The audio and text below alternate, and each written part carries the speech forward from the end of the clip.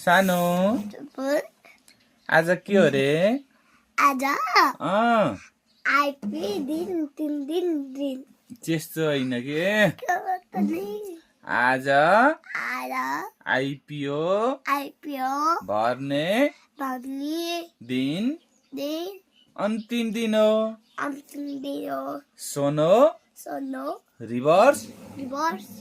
लिमिटेडको IPO भर्ने last दिन हो